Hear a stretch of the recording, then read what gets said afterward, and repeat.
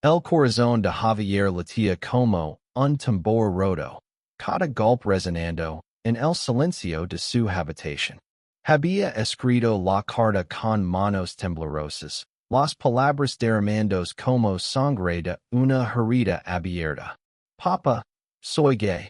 Comenzaba, y cada letra parecía gritar una verdad que había guardado durante años.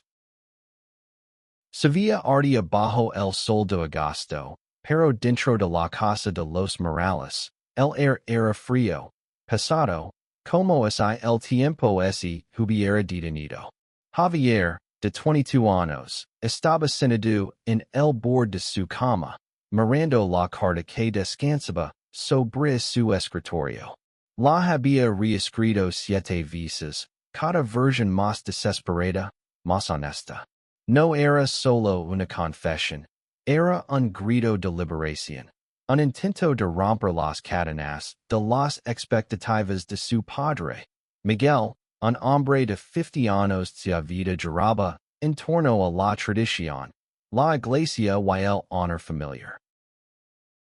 Miguel era un hombre de pocas palabras, pero cada una de ellas pasaba como una laza. Había creado a Javier solo desde que su esposa, Ana, murió cuando el chico tenía apenas 10 años. Desde entonces, Miguel se había aferrado a la estructura. La misa dominical, el negocio familiar de restauración de muebles antiguos, las cenas silenciosas donde solo se escuchaba el tintineo de los cubiertos. Pero Javier no podía seguir viviendo en ese silencio. No después de conocer a Diego. Diego era un estudiante de arte de 23 años, con una risa que parecía desafiar la gravedad, y unos ojos que veían a Javier como si fuera la única persona en el mundo. Se habían conocido en un taller de pintura en la Plaza de España, donde Diego, con sus manos manchadas de acuarela, lo había enseñado a Javier a mezclar colores y, sin saberlo, a sentir. Durante meses, se encontraron en secreto. Paseos nocturnos por el río Guadalquivir, conversations susurradas en cafés escondidos, besos robados en los callejones de Santa Cruz. Pero cada encuentro era una cuenta regresiva. Javier sabía que no podía seguir escondiendo quién era. Esa noche, cuando Miguel entró en la casa con el cansancio de un día largo en el taller, Javier tomó la carta y bajó las escaleras. Sus pasos resonaban en el suelo de madera, cada uno más pesado que el anterior. En la cocina, Miguel estaba sirviendo un vaso de vino tinto, su ritual de cada noche. Javier dejó la carta sobre la mesa, justo frente a él. Papa, necesito que lees esto, dijo, su voz apenas un susurro. Miguel levantó la mirada, frunciendo el seno. Tomó la carta con dedos colosos, y mientras sus ojos recorrían las palabras, el silencio se volvió asfixiante. Javier esperaba una explosión, un grito, algo. Pero Miguel solo dejó la carta sobre la mesa, se levantó y salió de la cocina sin decir una palabra. Esa noche, Javier no durmió. Se quedó mirando el techo, preguntándose si había cometido un error. Pero no había vuelta atrás. La verdad ya estaba libre, y ahora todo dependía de cómo su padre la enfrentaría. A la mañana siguiente, Miguel lo llamó al comedor. Su rostro estaba rígido, como talado en piedra. En sus manos sostenía un número de teléfono grabado en un papel. Vas a hablar con Carlos, dijo, su voz baja pero firme. Y es un amigo de la parroquia. Él pasó por algo similar. Te ayudará a entender. Javier sintió un nudo en el estómago. Algo similar sonaba como un eufemismo.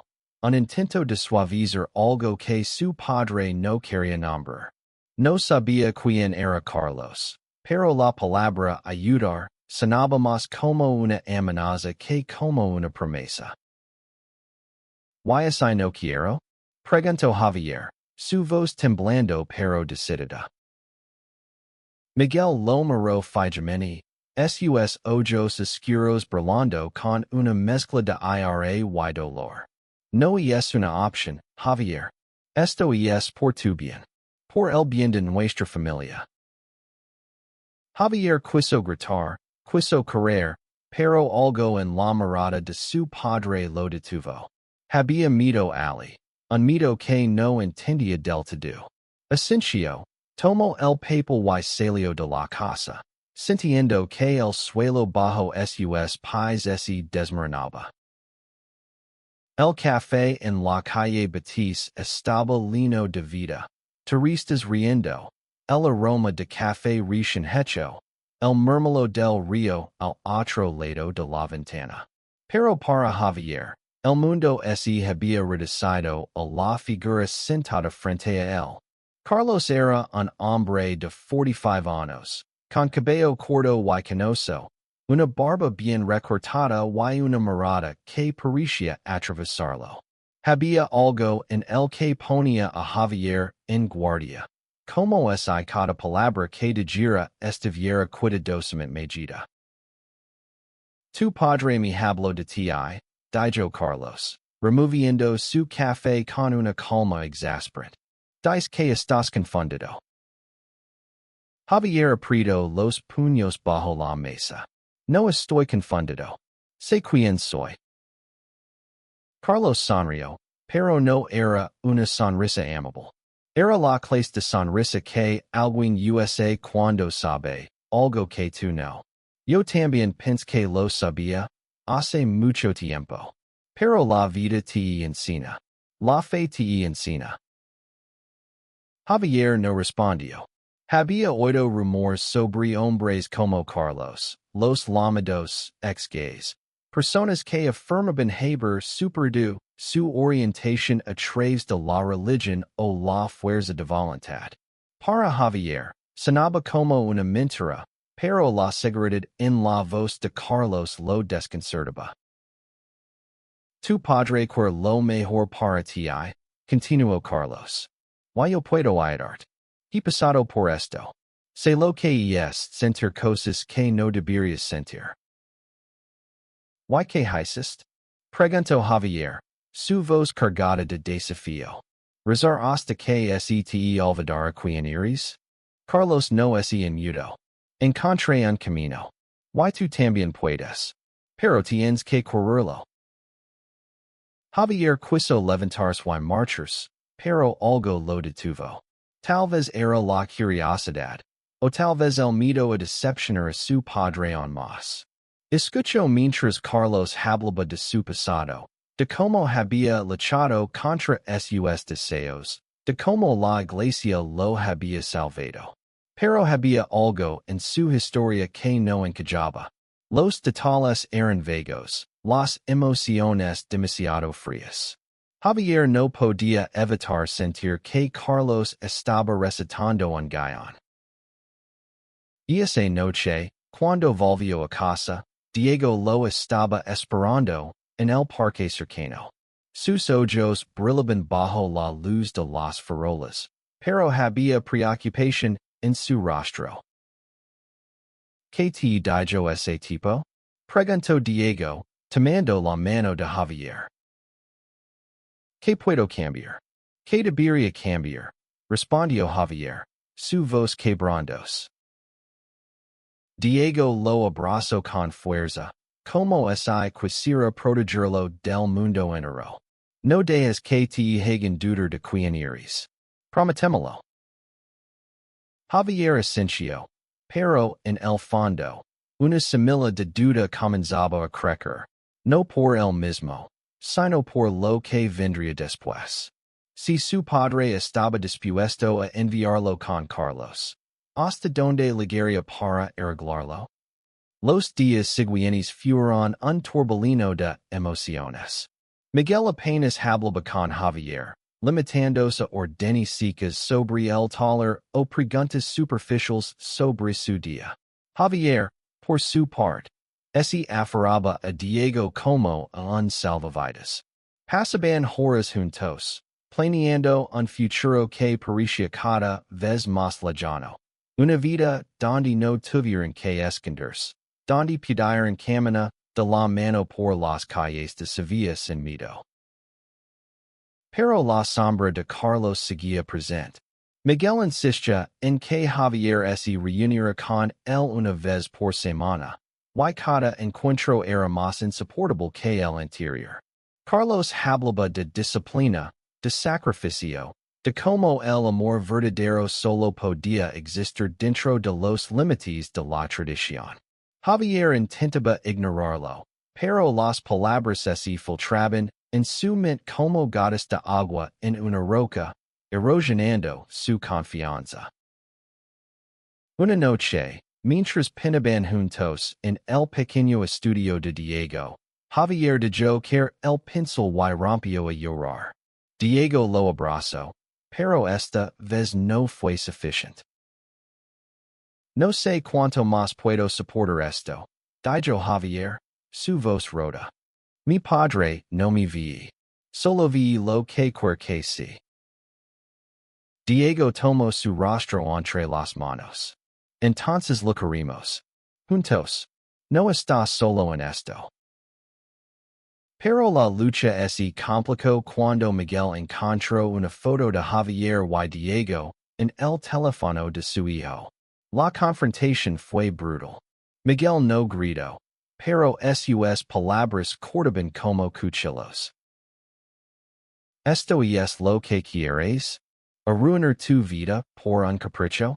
Dijo, sosteniendo el teléfono como si fuera una prueba de un crimen. No es un capricho, papa. Es quien soy, respondió Javier, las lágrimas quemando los ojos. Miguel lo miró como si fuera un extraño. ¿Vas a ir con Carlos? ¿Why vas a terminar con esto? Ahora. Javier salió de la casa esa noche, sin saber dónde ir terminó en el puente de Triana, mirando el reflejo de las luces en el río.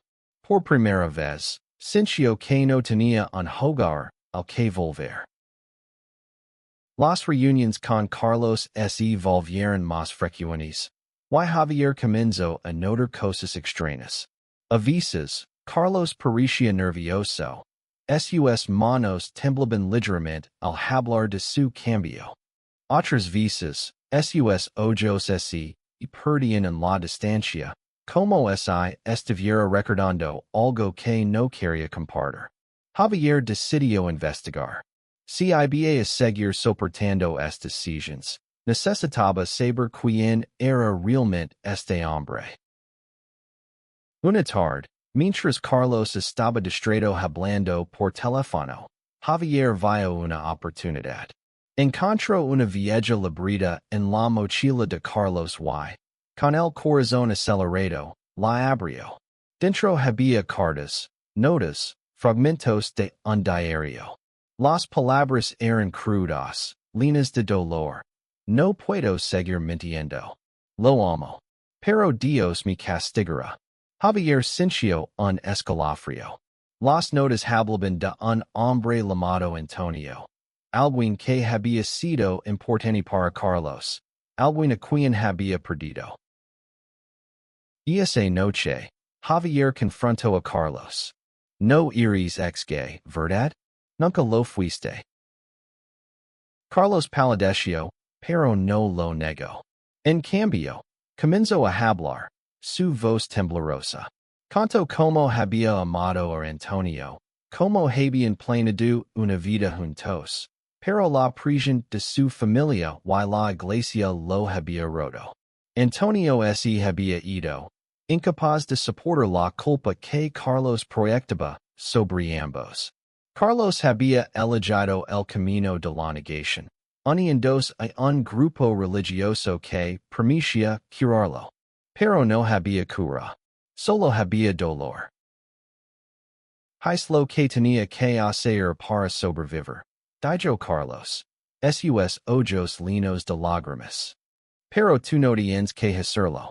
No cometas mi error. Javier salió de esa reunión con una mezcla de alivio y rabia. Carlos no era su enemigo, pero tampoco era su salvador. Era solo un hombre roto, atrapado en su propia prisión. Con la verdad sobre Carlos en la mano, Javier decidió que era hora de enfrentarse a su padre. Pero antes, necesitaba a Diego. Lo encontró en su estudio, trabajando en un cuadro que retrataba el río Guadalquivir al amanecer. Sin decir una palabra, Javier lo abrazó, diciendo que las lágrimas hablaran por él. Voy a hablar con mi padre, dijo finalmente. Pero necesito que estés conmigo. Diego asintió, su mirada firme. Siempre.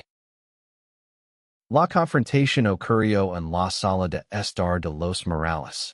Javier no se contuvo. Habló de su amor por Diego, de cómo se sentía vivo cuando estaba con él, de cómo no podía seguir viviendo una mentira para complacer a su padre. Luego, le contó la verdad sobre Carlos. Miguel escuchó en silencio, su rostro una máscara de piedra. Pero cuando Javier terminó, algo en él se rompió. Por primera vez, habló de su propio dolor, la pérdida de Ana, el miedo de creer a Javier solo, la presión de ser el hombre que todos esperaban que fuera. No sé cómo manejarlo, Javier, admitió, su voz quebrantos. Pero no quiero perderte. Fue un comienzo, no una solución. Miguel no aceptó a Diego de inmediato, pero permitió intentarlo. Para Javier, eso era suficiente por ahora. Los meses siguientes fueron un baile delicado. Miguel y Javier comenzaron a hablar más, a reconstruir lo que se había roto. Diego se convirtió en una presencia constante, no solo en la vida de Javier, sino también en la casa de los Morales. No siempre fue fácil. Había silencios incómodos, discusiones que terminaban en lágrimas, pero también momentos de esperanza. Una cena donde Miguel hizo una broma y Diego rió. Un paseo por el parque donde los tres hablaron de cosas triviales. Carlos, por su parte, desapareció de sus vidas. Javier supo después que había dejado el grupo religioso y estaba intentando reconciliarse con su pasado. No sabía si lo lograría, pero lo deseaba lo mejor. Una noche, mientras Javier y Diego caminaban por el alcázar, Diego tomó su mano y sonrió. Hemos pasado por mucho, ¿verdad? Javier asintió, sintiendo el calor de su mano. Y lo volvería a hacer. Por ti. El sol comenzaba a salir sobre Sevilla, bañando la ciudad en una luz dorada. Javier y Diego estaban sentados en un banco junto al río, viendo cómo las primeras luces danzaban sobre el agua. Habían pasado un año desde la carta, desde las pelis, desde las verdades que lo habían cambiado todo. Miguel no era perfecto. Todavía había momentos en los que su incomodidad era evidente, pero había aprendido a escuchar, a amar a su hijo por quien era. Javier, por su parte, había encontrado una fuerza que no sabía que tenía. Había aprendido que el amor, el verdadero, no solo era romántico, sino también el que se construye con paciencia, con errors, con perdón. Mientras el cielo se llenaba de colores, Javier apoyó la cabeza en el hombro de Diego. No había promesas de un futuro perfecto, pero había algo mejor, la certeza de que, pase lo que pase, lo enfrentarían juntos. Y en ese momento, bajo el amanecer de Sevilla, Javier supo que había encontrado su hogar. No en un lugar, sino en las personas que lo aceptaban por completo.